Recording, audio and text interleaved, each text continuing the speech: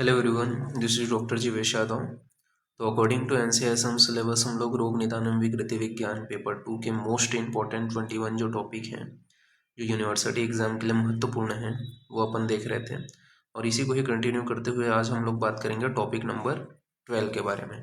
ठीक है, स्टार्ट करते हैं। तो ये महत्वपूर्ण जो टॉपिक है वो है आपका ज्वर। ठीक है, तो ज्वर के विषय में अपन बात करें तो पौराणिक कथा के अनुसार ज्वर के विषय में बोला गया है कि दक्ष के यज्ञ विध्वंस के समय जो क्रोधाग्नि है उससे कहे ज्वर की उत्पत्ति बताई गई है। तो दक्ष के यज्ञ विध्वंस से पौराणिक कथा के अनुसार है कि जो यज्ञ विध्वंस हुआ उसके पश्चात क्या है, जो रुद्र प्रकोप हुआ उसके क्रोधाग्नि से ज्वर की उत्पत्ति हुई है। ज्वर की प्रधानता क्यों इंपॉर्टेंट है, तो शरीर में सर्वप्रथम ज्वर की उत्पत्ति होती है, यह एक प्रधान व्याधि है तथा जो मनुष्य के जन्म के समय तथा मृत्यु के समय अवश्य ही रहता है। ठीक है, तो जन्म से लेकर के मृत्यु तक कभी ना कभी मनुष्य को ज्वर जो है जन्म में तो होता ही है, बाकी मृत्यु के समय तक उस समय में टाइम पीरियड में हुआ रहता है, इस वजह से इसे प्रधान व्याधि बोला गया है। इसके अलावा ज्वर जो है वो स्थावर जांगम पार्थिव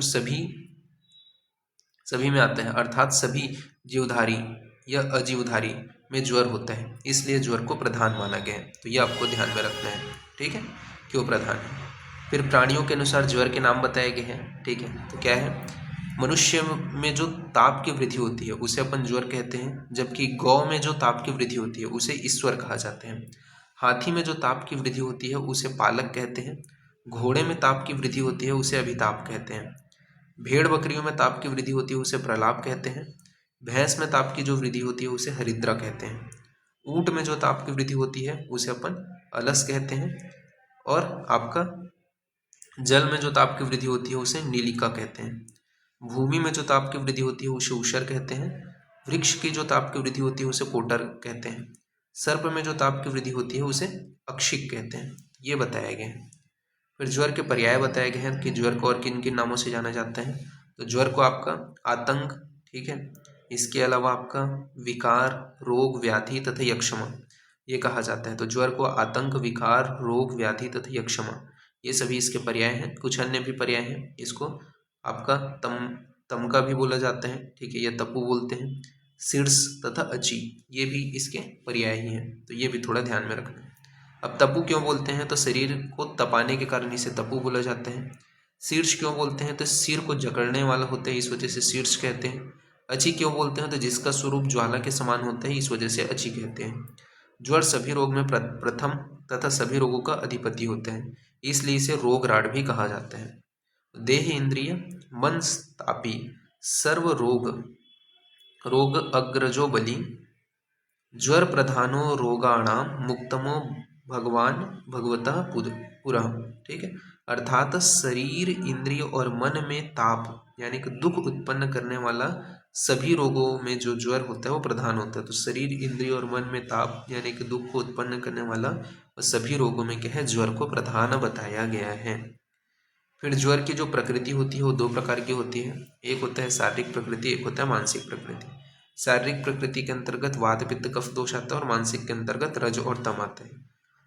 अर्थात इन शारीरिक दोष एवं मानसिक दोष से रहित व्यक्तियों को ज्वर जो है वो नहीं होता। तो शारीरिक और मानसिक दोष से रहित व्यक्तियों को क्या है, ज्वर जो है वो नहीं होता, ये यहाँ पे बताया गया है। फिर स्वभाव रूप से ज्वर की प्रकृति बताया गया है। तो स्वभाव रूप से ज्वर की प्रकृति जैसे 6 में बताया गया है कि ज्वर देह और धातुओं का नाश करता है, अतः इसे क्या बोलते हैं, क्षय कहते हैं। तो जो ज्वर है वो देह और धातुओं का नाश करता है, इस वजह से इसे क्षय कहा जाता है। तम क्यों बोलते हैं, तो ज्वर जो है वो मोह यानी कि बेहोशी को उत्पन्न करता है, इस वजह से इसे तम कहते हैं। ज्वर जो है वो शरीर में ताप उत्पन्न करता है, इसलिए इसे ज्वर कहा जाता है। और पापमा क्यों कहते हैं, तो ज्वर जो है पूर्व में किए गए पाप के कारण भी उत्पन्न होता है, इस वजह से इसे पापमा भी बोला जाता है। साथ ही साथ इसे मृत्यु भी कहते हैं। तो ज्वर जो है मृत्यु के समय अवश्य ही आता है, इस वजह से इसे मृत्यु भी कहते हैं। इसके अलावा यमात्मक क्यों कहते हैं, तो ज्वर जो है यमराज के समान मारने वाला होता है, अतः इसे यमात्मक कहते हैं। फिर ज्वर का प्रभाव बताया गया है, संतापश्च अरुचि तृष्णा संग मर्दो हृदय व्यथा। ठीक है, तो शरीर, मन व इंद्रियों में संताप उत्पन्न करने के कारण, भोजन में अरुचि उत्पन्न करने के कारण, ठीक है, तृष्णा की उत्पत्ति करने के कारण, ठीक है। अंगों में वेदना तथा हृदय व्यथा, जन्म और मृत्यु के समय तम को उत्पन्न करने के प्रभाव के कारण ये क्या है, सभी क्या है, ज्वर का प्रभाव है कि शरीर व मन व इंद्रियों में संताप को उत्पन्न करता है, भोजन में अरुचि उत्पन्न करता है, तृष्णा व अंगों में वेदना को उत्पन्न करता है, हृदय व्यथा को उत्पन्न करता है, साथ ही साथ जन्म से लेकर के मृत्यु के समय तक, ठीक है, उत्पन्न होता है। तो ये जो है आपके ज्वर के प्रभाव हो गए। फिर ज्वर का आत्मलक्षण बताया गया। तो ज्वर का आत्मलक्षण क्या बोला गया है, संतापो देह मानसा, यानी कि शरीर और मन में संताप होने के कारण ज्वर जो है वो शरीर और मन दोनों में अपना क्या है, लक्षणों को प्रकट करते हैं, संताप के लक्षण को। फिर ज्वर का निदान के विषय में बताया गया है कि ज्वर का निदान जो है वो 8 प्रकार से बताया गया है, जिसका विस्तृत रूप से अपन वर्णन निदान स्थान में कर चुके हैं ऑलरेडी, ठीक है। फिर भी यहाँ पे बताया गया जैसे वातज ज्वर वात प्रकोप के कारण होगा, पित्तज ज्वर पित्त प्रकोप के कारण, कफज ज्वर कफ प्रकोप के कारण, वात पित्तज ज्वर वात पित्त के प्रकोप के कारण, वात कफज ज्वर वात कफ के प्रकोप के कारण, पित्त कफज ज्वर पित्त कफ के प्रकोप के कारण, सन्निपातिक ज्वर वात पित्त कफ के प्रकोप के कारण, आगंतुक ज्वर आगंतुक कारणों से। तो सबसे पहले बात करते हैं वातज ज्वर के विषय में। तो वातज ज्वर में बोला गया है जैसे वातवर्धक द्रव्य जैसे रुक्ष लघु शीत आदि का अधिक मात्रा में सेवन करने से, रात्रि में जागने से आदि कारणों से वायु प्रकोपित होकर के वातज ज्वर को उत्पन्न करते हैं, ठीक है। इसी प्रकार पित्तज ज्वर में पित्तवर्धक जो द्रव्य हैं जैसे कि आपका अम्ल उष्ण लवण आदि का अधिक मात्रा में सेवन करने से, अधिक धूप से आदि कारणों से पित्त प्रकोपित हो जाता है, जिससे पित्तज ज्वर की उत्पत्ति होती है। फिर कफज ज्वर का निदान बताया गया है कि कफ वर्धक द्रव्य जैसे स्निग्ध गुरु मधुर का अधिक मात्रा में सेवन करने से, दिन में सोने से, इन सभी कारणों से कफ प्रकोपित होकर के कफज ज्वर को उत्पन्न करते हैं। इसी प्रकार जो दोषों में 2 दोष होंगे, ठीक है, जैसे वात पित्त में वात पित्त दोनों आ जाएंगे, कफ पित्त में कफ पित्त दोनों आ जाएंगे, वात कफ में वात कफ आ जाएंगे, सन्निपातिक में सभी मिश्रित लक्षण आ जाएंगे। फिर आगंतुक जो ज्वर होते हैं यह जो है 4 प्रकार के बताए गए हैं, अभिघातज अभिचारज अभिसंगज और अभिशापज, ठीक है। तो अभिघातज क्या है, तो अभिघात यानी किसी प्रकार का आघात लगने के कारण, चोट लगने के कारण, बाद में जब देखे हो आप कई लोगों को चोट लगता है फिर बाद में फीवर की उत्पत्ति होती है, तो अभिघातज ज्वर है। अभिचार मतलब तांत्रिक प्रयोग के कारण जो ज्वर की उत्पत्ति हो वो अभिचारज ज्वर है। अभिशाप यानी कि गुरु वृद्ध या ब्रह्मा इनके श्राप के कारण जो ज्वर उत्पन्न होता है वो अभिशापज ज्वर है। अभिसंग मतलब काम क्रोध मोह आदि मानस विकार के कारण जो ज्वर की उत्पत्ति होती है वो अभिसंगत ज्वर कहलाएगा। इन चारों कारणों से शरीर में 8वां जो ज्वर है वो आगंतुक ज्वर उत्पन्न होता है, ठीक है। तो ये आपको ध्यान में रखना है। इसके अलावा संप्राप्ति में जो निदान है उनका सेवन करने के कारण क्या होते हैं, दोष प्रकोपित होंगे, अमाशय में दोषों का संचय होगा और प्रकोपित दोष जो है रस धातु के साथ मिल करके संपूर्ण शरीर में फैल करके जो कोष्ठ की अग्नि है उसका बहिर्गमन कर देंगे, और क्या है जो स्वेद व स्रोतस है उसका ऑब्स्ट्रक्शन हो जाएगा, जिससे संपूर्ण शरीर का जो है उष्ण हो जाना और क्या है ज्वर की उत्पत्ति होगी। तो ये यहाँ पे आपका बताया गया, तो इसको आपको ध्यान में रखना है। फिर संप्राप्ति घटक में आपका दोष में आपका त्रिदोष आता है जो पित्त प्रधान होते हैं, दुष्य में रस धातु हो गया, अधिष्ठान में अमाशय व संपूर्ण शरीर, और स्रोतस में रस व स्रोतस आते हैं। फिर पूर्व रूप के विषय में बात करें तो सामान्य पूर्व रूप में बताया गया कि शरीर में आलस्य का आना, आँखों में क्या है आंसू का आना, जमाई का आना, इंद्रियों का अपने विषयों में कार्य का न होना, शरीर में गुरुता यानी कि भारीपन का होना, भोजन में क्या है अरुचि तथा बेचैनी व अंगमर्द का होना, तथा मुख का स्वाद का अच्छा न होना, ये सभी क्या है सामान्य पूर्व रूप के अंतर्गत आते हैं।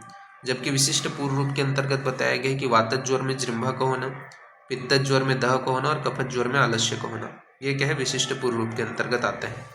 फिर इसके रूप के विषय में बात करते हैं तो रूप में श्लोक बोला गया है संतापश्च अरुचि तृष्णा संग मर्दो हृदय व्यथा, यानी कि संताप की उत्पत्ति होती है, फायरेक्सिया की उत्पत्ति होती है, अरुचि एनोरेक्सिया की उत्पत्ति, तृष्णा, ठीक है, अंगमर्द तथा हृदय व्यथा, ये सभी आपको देखने को मिलते हैं।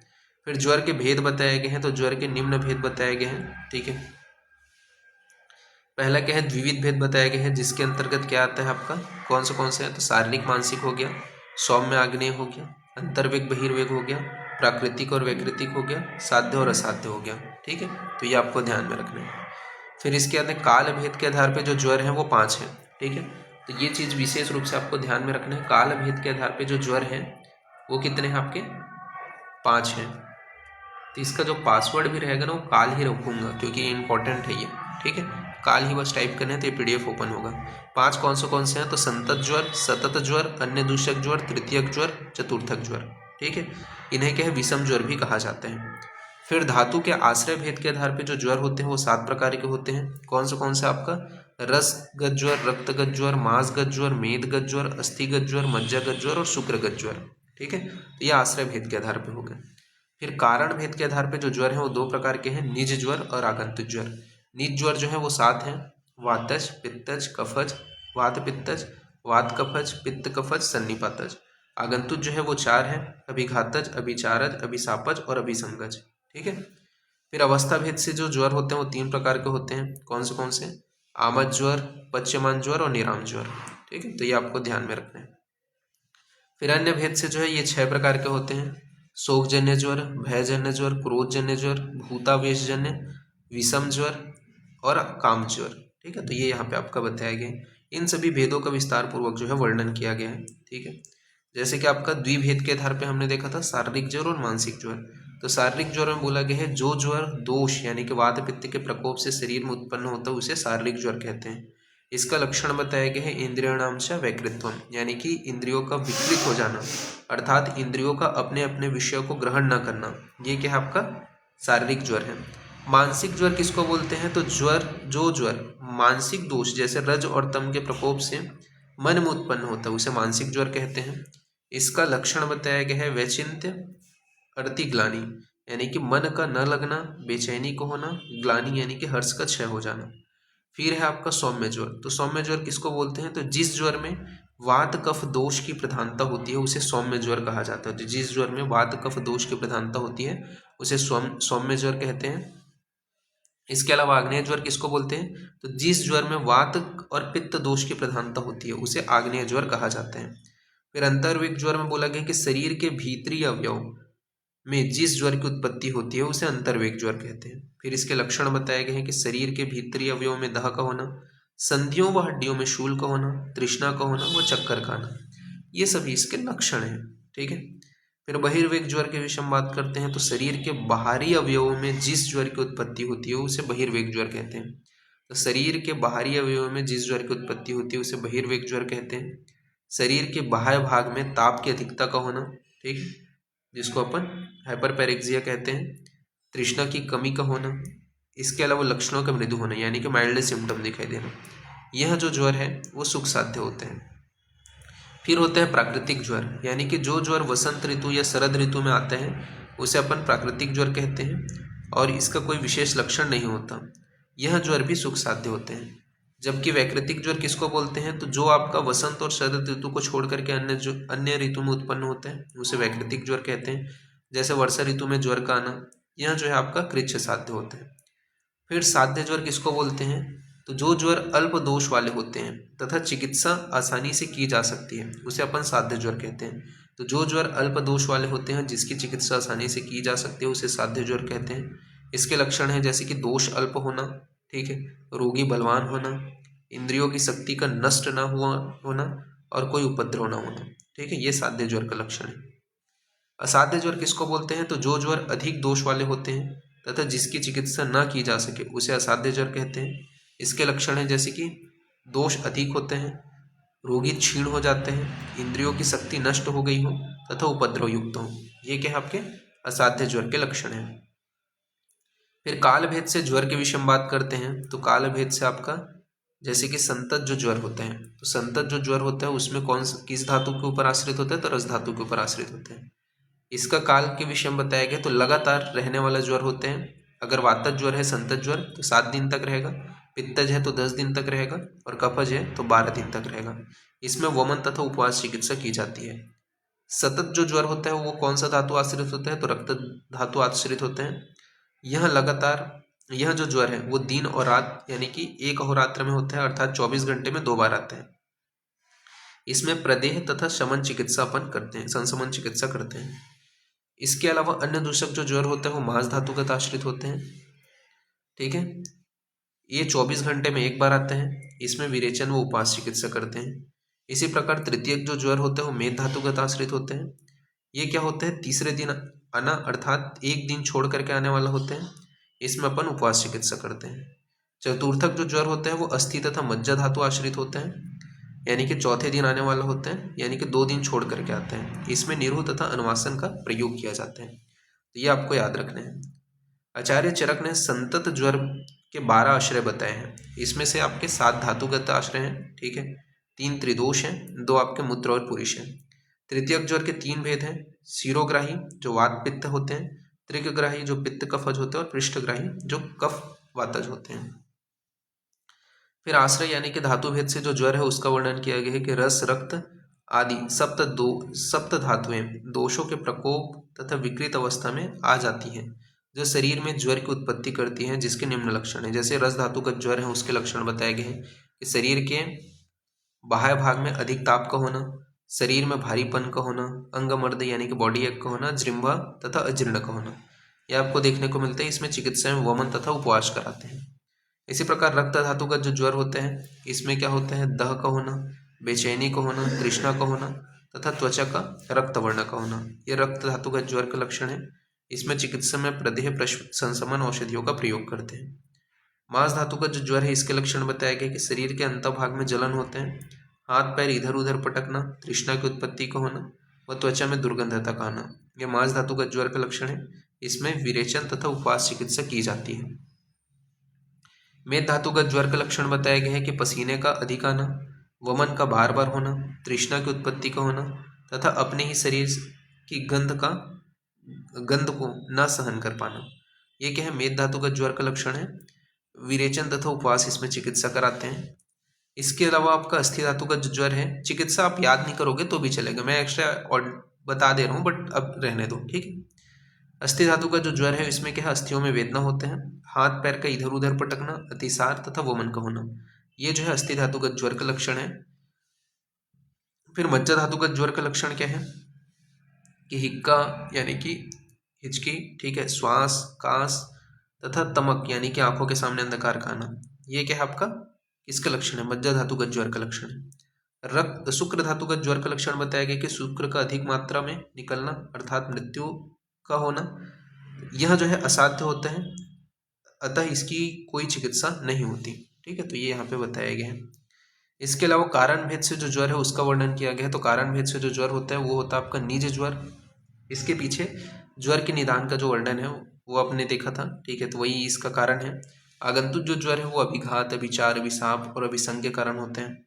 अभिघात मतलब बाहरी आघात, जैसे शस्त्र हो गया, पत्थर हो गया, ठीक है, चिकित्सा पढ़ना नहीं आपको, ठीक है, पत्थर, ढेला आदि से चोट लगने के कारण जो ज्वर है उसकी उत्पत्ति होती है, तो इसे अपन अभिघातक ज्वर कहते हैं, ठीक है। अभिचार मतलब तांत्रिक प्रयोग से, मंत्रों के प्रयोग के या टोना टोटका के कारण जो ज्वर की उत्पत्ति होती है उसे अपन अभिचारक ज्वर बोलते हैं।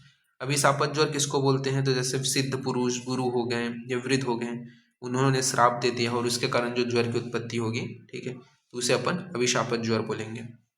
अभिसंगत ज्वर यानी कि कई लोग एकदम क्रोधित हो जाते हैं या लोभ या मोह के कारण जब उनके शरीर में ज्वर की उत्पत्ति होती है, ठीक है, अनस्वीकारों के कारण, तो उसे अपन अभिसंगत ज्वर बोलते हैं। फिर यहाँ पे बोला गया अवस्था भेद से जो ज्वर होता है वो आमद ज्वर और पश्चिमान ज्वर। आमद ज्वर किसको बोलते हैं, तो आमद ज्वर के लक्षण बताया गया है कि भोजन में अरुचि का होना, भोजन का न पचना, पेट में भारीपन का होना, भूख न लगना, ये सभी आमद ज्वर के लक्षण हैं। पश्चिमान जो ज्वर होता है इसके लक्षण यहाँ पे बताए गए हैं कि ज्वर का अधिक वेग के साथ में आना, तृष्णा प्रलाप का होना, चक्कर आना, ये सभी आपको देखने को मिलता है। निराम ज्वर के लक्षण बताए गए हैं कि ज्वर का वेग का हल्का होना, भूख का लगना, इसके अलावा आपका अंगों में हल्कापन होना व मलमूत्र का त्याग होना, ये क्या है, निराम ज्वर का लक्षण है।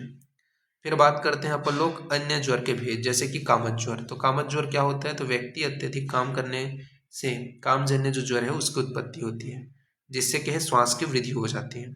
शोकत ज्वर किसको बोलते हैं, तो शोकत जो ज्वर होता है उसमें नेत्र की अधिक आंसू निकलना, तो नेत्र में अधिक आंसू का निकलना, ये शोकत ज्वर है। भय ज्वर किसको बोलते हैं, तो भय से उत्पन्न जो ज्वर है, ठीक है, जिसमें व्यक्ति को डर सा लगता है, वो भय ज्वर है। क्रोधक ज्वर किसको बोलते हैं, तो क्रोध से उत्पन्न जो ज्वर है जिसमें नेत्र और चेहरे में लालिमा हो जाती है, उसे अपन क्रोधक ज्वर कहते हैं। भूतावेश ज्वर किसको बोलते हैं, तो भूत से उत्पन्न ज्वर, यह व्यक्ति में उल्टा सीधा कार्य करने लगता है, तो उसे भूतावेश ज्वर कहते हैं। विषम ज्वर, तो विष सेवन से उत्पन्न जो ज्वर है जिसमें मूर्छा, मोह, मद, दह आदि लक्षण उत्पन्न होते हैं, उसे विषम ज्वर कहते हैं। फिर ज्वर के जो उपद्रव हैं वो 10 बताए गए हैं। हिक्का, श्वास, कास, ठीक है, मूर्छा, वमन, अतिसार, तृष्णा, अरुचि, अंगों में पीड़ा का होना, मल का विबंध यानी कि कॉन्स्टिपेशन का होना, ये यहाँ पे बताया गया। इसके अलावा एक्स्ट्रा पॉइंट में याद रखना है सन्निपातिक ज्वर और पुनरावर्तक ज्वर। सन्निपातिक जो ज्वर होते हैं उसको चरक ने 13 प्रकार के सन्निपातिक ज्वर बताए हैं, जिसमें से 12 जो है वो विषम सन्निपातिक है और एक सम सन्निपातिक है। ठीक है, 12 जो विषम सन्निपातिक ज्वर है उसमें क्या होते हैं, अधिक बढ़े हुए 2 दोष हैं और एक हीन दोष वाला होता है। ठीक है, ऐसा 3 हो गए, अधिक बढ़ा हुआ 1 दोष और 2 हीन दोष वाला।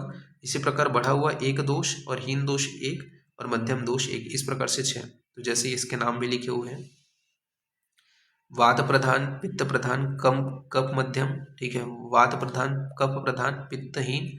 इसी प्रकार पित्त प्रधान, कफ प्रधान, वातहीन, वात प्रधान, कफहीन, पित्तहीन, पित्त प्रधान, कफहीन, वातहीन, कफ प्रधान, वातहीन, पित्तहीन, कफ प्रधान, पित्त मध्यम, वातहीन, पित्त प्रधान, कफ मध्यम, वातहीन, वात प्रधान, कफ मध्यम, पित्तहीन। इसके अलावा कफ प्रधान, वात मध्यम, पित्तहीन, वात प्रधान, पित्त मध्यम, कफहीन, पित्त प्रधान, वात मध्यम, कफहीन। ठीक है, इस प्रकार से ये जो है अत्यंत कष्टकारी होते हैं। फिर सन्निपातिक ज्वर बोला गया कि तीनों दोषों के अधिक बढ़े हुए होते हैं, उसे सन्निपातिक ज्वर कहते हैं।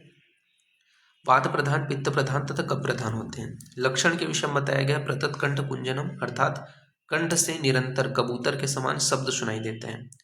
स्वेद मूत्र पुरुष चिरात दर्शनम, यानी कि स्वेद मूत्र और मल का बहुत दिनों तक आना, कानों में वेदना को होना, अस्थि संधि शीर में वेदना को होना, दह मूर्छा व प्रलाप का होना, अरुचि व भ्रम का होना।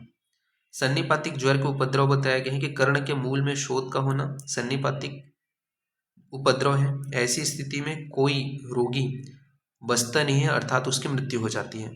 सन्निपातिक ज्वर की साध्यता में बोला गया है कि अल्प लक्षण युक्त रोगी जो है वो कृच्छ साध्य होगा, अधिक लक्षण युक्त जो रोगी होगा वो साध्य होगा। सन्निपातिक जो ज्वर है उसकी चिकित्सा आपको पढ़नी नहीं है। ठीक है, यहाँ पे एक और ज्वर है, वो है आपका पुनरावर्तक ज्वर, इसको बस देख लेते हैं। ठीक है, फिर ये फिनिश है। कि ज्वर के छूट जाने पर जब शरीर में पूर्णतः से बल नहीं आ पाता है तो उसे क्या है, पूर्व ही यदि रोगी अपथ्य का सेवन करता, मतलब ज्वर छूट गए हैं और उसका शरीर जो है उसका बल नहीं आया है और उसी समय ही वो क्या है पुनः अपथ्य का सेवन करते हैं, तो रोगी को पुनः ज्वर की उत्पत्ति हो जाती है, इसे पुनरावर्तक ज्वर कहेंगे। इसमें जैसे मंदाग्नि, अरुचि, दीनता, ग्लानि, पांडुता, ये सभी जो लक्षण है वो आपको देखने को मिलते हैं। तो इस प्रकार से ये जो टॉपिक है ये फिनिश होता है, बहुत इंपॉर्टेंट टॉपिक है। ठीक है, तो अभी के लिए इतना ही, नेक्स्ट क्लास में आगे देखेंगे। ठीक है, तो फिर थैंक यू क्लास।